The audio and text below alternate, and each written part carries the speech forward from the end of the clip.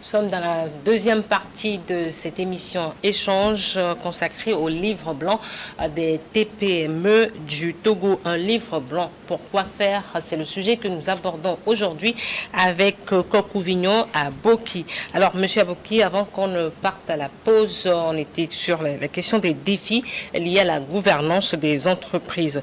Mais d'abord, avant de continuer, je vous propose de suivre un résumé de la cérémonie de présentation de ce livre blanc au gouvernement du Togo à Lomé.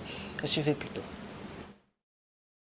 C'est un document de 100 pages qui retrace dans ses grandes lignes la vision des très petites et moyennes entreprises pour l'environnement et le climat des affaires au Togo. Après des mois d'échanges avec les parties prenantes, le réseau des TPME a pu identifier les freins au développement de ces entreprises, poumons de l'économie du pays. 15 associations en tout pour voir dans quelle mesure nous pouvons contribuer à l'amélioration de l'activité de ces TPME. On a les défis qui concernent la gouvernance et l'information, des défis qui concernent la fiscalité, des défis qui concernent la modernisation, notamment dans le secteur agricole, et des défis qui concernent la sécurité sociale. Il y a plusieurs défis, plusieurs questions qui doivent être répondues, notamment l'accès au financement, les besoins des informations par les TPME et bien sûr l'accès au marché. Chef-d'œuvre issu d'une collaboration entre le groupement togolais des petites et moyennes entreprises et industries et le réseau togolais pour la promotion de l'entrepreneuriat avec l'appui de l'Agence de coopération internationale allemande pour le développement GIZ. Le livre blanc des TPME Togo plaide en faveur des entrepreneurs et de l'innovation. Portez ce document, faites dans le plaidoyer. Moi, je transmettrai fidèlement le document au chef de l'État et à Madame le Premier ministre. Et je tiens à vous rassurer que le gouvernement est à vos côtés pour vous accompagner. Et ça, c'est la vision du chef de l'État. Le document préconise la mise en place d'un écosystème complet offrant aux entrepreneurs togolais un soutien technique, financier et de mise en réseau. Pour ces acteurs, la dynamique stimulerait des effets d'entraînement tels que l'aide à la capacité des pouvoirs publics d'inciter le développement du secteur privé et à l'élargissement de l'assiette fiscale formelle.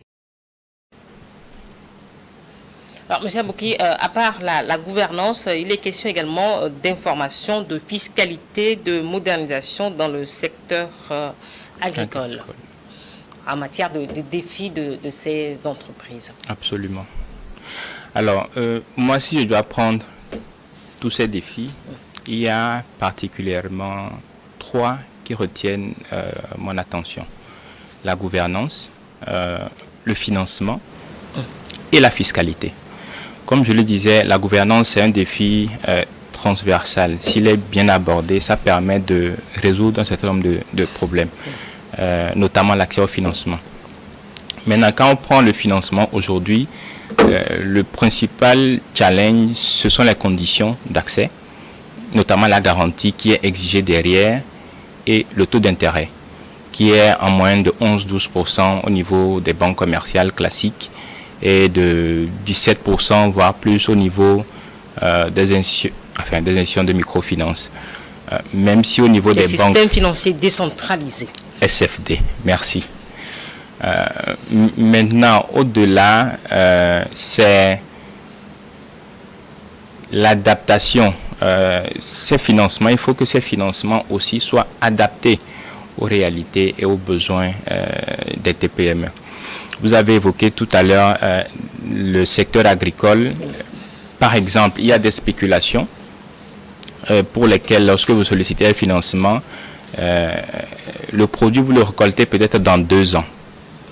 Alors que lorsque vous allez chercher un financement, c'est difficilement qu'on vous accorde peut-être un différé, le temps que vous n'ayez votre récolte et que vous ne commenciez pas à faire le remboursement. Donc il y a cette inadéquation le plus souvent entre l'offre de financement et le besoin au niveau des TPME. C'est pourquoi peut-être on le verra au niveau des recommandations. On propose qu'il soit mis en place un fonds dédié à l'accompagnement et au financement des TPME qui les accompagne dans toutes les phases de leur évolution, création, développement, croissance, expansion, et qui prennent en compte cette spécificité-là. Donc en termes de défis, peut-être pour revenir au défi, la fiscalité. La fiscalité, aujourd'hui... C'est-à-dire comment payer les taxes et les impôts. Comment payer les taxes et les impôts. C'est l'une des obligations aussi de l'entreprise de respecter ces obligations-là réglementaires et fiscales. On a constaté que 85% sont dans l'informel. Pourquoi est-ce qu'elles sont dans l'informel? C'est vrai que l'étude n'a pas ressorti la raison, mais quand on discute avec les entrepreneurs, généralement, c'est la peur. De quoi? D'être surtaxé? La peur, l'aversion, la hantise à la fiscalité. On a tellement peur que la fiscalité nous tue qu'on n'a plus envie de faire des déclarations, à tort ou à raison. Sur certains secteurs, il faut reconnaître que la fiscalité est quand même assez lourde et nous avons recommandé qu'on fasse une fiscalité adaptée aux réalités des TPME, notamment à la création. Peut-être prévoir une fiscalité douce et progressive pour la TPME, de sorte que après peut-être les 3 ou 5 ans de cette période-là, elle puisse maintenant commencer par assumer normalement ses obligations fiscales-là. Parce qu'on sait qu'elle est maintenant bien assise. Exactement. Et au-delà, peut-être proposer une amnistie. Enfin, quand on dit amnistie, c'est vrai, le mot est fort, mais on va dire... Il n'y a pas de crime quand même. Un effacement, oui. On va dire, des pénalités. De la TPME, de la dette antérieure de la TPME qui choisit, voilà, de se formaliser, de rentrer dans le système normal. C'est ça aussi qui fait que les TPME aiment ou préfèrent rester dans le noir. Parfois, elles se formalisent et puis après un temps... Elles disparaissent. Voilà. Peut-être fiscalement, on ne les voit plus. Elles sont en activité, mais elles fonctionnent plus dans l'informel. Donc, ce sont des mécanismes, autant de mécanismes qui vont permettre à celles qui sont dans l'informel de sortir et aux nouvelles qui se créent de pouvoir prendre le temps de maturer et de se préparer à remplir ces obligations-là et de ne pas être étouffés trop tôt dans leur développement. Qu'en est-il de la sécurité sociale à votre niveau? Alors, la sécurité sociale, quand je prends toujours les jeunes entreprises, aujourd'hui, vous créez une jeune entreprise, tout de suite, vous devez commencer par cotiser à la CNSS, autant pour vous que pour votre personnel. Donc, ça rejoint un peu ce que je disais tantôt concernant la fiscalité.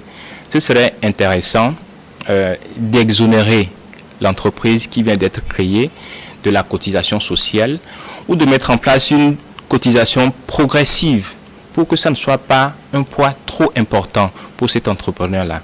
Aujourd'hui, en matière d'employabilité, il y a la NPE, il y a la NVT. On peut par exemple proposer des volontaires ou des employés aux nouvelles créations sur une période de 3 à 5 ans. Aujourd'hui, je pense que le cycle est de 1 an. On peut éventuellement l'élargir à 3 ans, voire 5 ans pour accompagner les jeunes entreprises qui se sont véritablement engagées dans la structuration et la croissance de leur entreprise. Dans le document, il est également question de l'énergie. Oui. Comment est-ce que l'accès à l'énergie est un défi pour vous, groupement de très petites et moyennes entreprises? Voilà. L'étude a montré que les entreprises industrielles représentent une faible proportion des entreprises enregistrées. Donc, ça veut dire qu'il y a une niche qui est là. Il faut qu'on travaille de plus en plus sur l'industrialisation de nos entreprises, de notre économie. Et une des contraintes de ces industries, c'est l'accès à l'énergie. Parce que une industrie, c'est une entreprise qui transforme un produit, lui apporte de la valeur ajoutée avant de commercialiser. Mais dans la structure de coût, il se fait que l'énergie représente un point important. Et il est important qu'on puisse atténuer ce poids-là pour la TPME. Je donne 2 ou 3 petits éléments. La fiscalité. Vous revenez sur cette toujours sur la fiscalité. L'énergie est taxée à 18%. Et pour une TPME, c'est une facture qui peut grimper rapidement. Donc nous avons recommandé à ce que ce taux sur l'énergie, ne serait-ce que pour la TPME, soit réduit à la baisse à 5%. C'est une proposition. Après, on ira en concertation avec la partie publique pour voir à quel niveau est-ce qu'on peut arriver pour soulager les TPME. Alors, et au-delà, pour finir peut-être avec l'énergie, il y a des TPME qui ont la capacité de transformer de la biomasse en énergie. Toute chose qui peut permettre quand même d'atténuer la charge à leur niveau et même de faire profiter les autres TPME.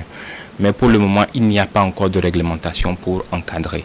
Donc nous encourageons à ce qu'on mette en place cette réglementation-là pour permettre au privé de pouvoir produire de l'énergie à partir de la biomasse. Donc ce sont les solutions prioritaires que vous avez abordées dans ce document. Y en a-t-il d'autres?